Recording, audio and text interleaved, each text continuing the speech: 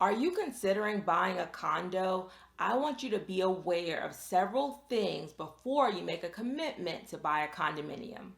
I'm Shaheedah Hill, getting you over the hill to home ownership and helping you confidently buy your first home. A lot of people like the idea of condo ownership because, number one, in several areas, single family homes are more expensive than condos. So you're able to save some money by purchasing a condo. Also, a lot of people like the low maintenance of a condo. They generally take care of your exterior maintenance, parking areas, the roof, recreation facilities, any amenities like pools, tennis courts, workout rooms, and then your landscaping. So it's really a good option for people that don't want to worry about that many things and would like to save some money on the buy side in some areas. Now, what goes along with that low maintenance is the fact that your condo association is responsible for everything outside of your the walls in your home. And because you have an outside party that's responsible for the upkeep and maintenance and enforcing the covenants of the condo community, then you have less control over it. So you want to make sure before you buy into a condo that you're very aware of the financial situation that the condo is currently in and the overall condition of the condo before you buy. Last month, the Surfside condo collapsed. And that kind of prompted me to make this video because that was a very, very tragic event. And I know a lot, I don't know, nobody knows the exact cause, but shortly after that, a lot of news stations were reporting some of the association, how they had, talked about getting repairs, but the repairs were very expensive and they were going to assess the condo owners with a one-time, I believe, assessment of like almost $15 million divided by all of the owners to do some of the required repairs. And that got me thinking of other condo owners that might, be buying into situations where they're not really aware of everything that's going on ahead of time. So I want to make sure that you're asking the right questions if you're planning on buying a condo. So I'm going to go over those today. If this is your first time here, please like and subscribe to my channel for new videos every week. So when you buy into a condo, there are going to be condo association fees that you're going to pay. They're either going to be assessed on a monthly basis or an annual basis. So you want to know that, of course, up front.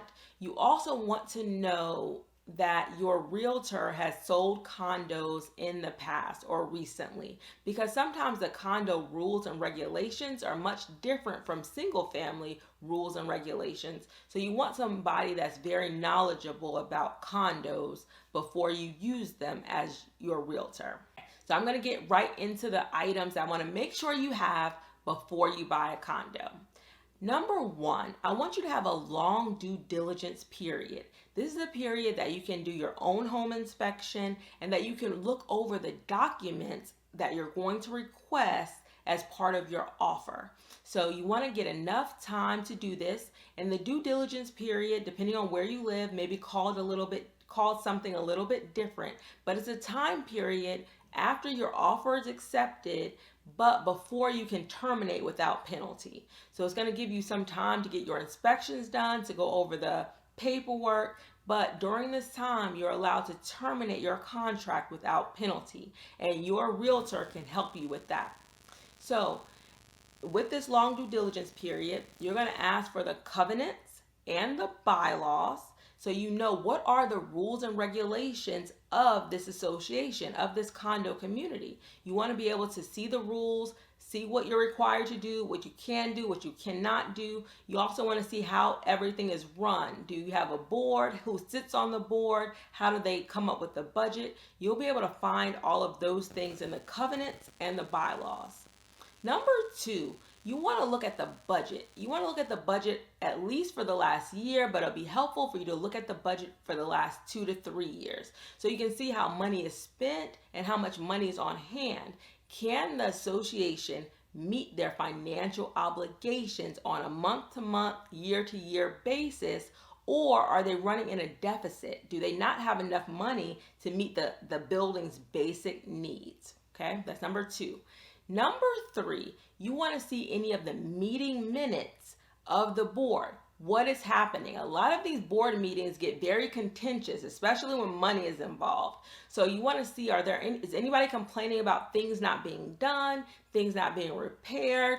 Are there any special assessments being proposed? Meaning they may not have assessed it yet, but they may be thinking about it.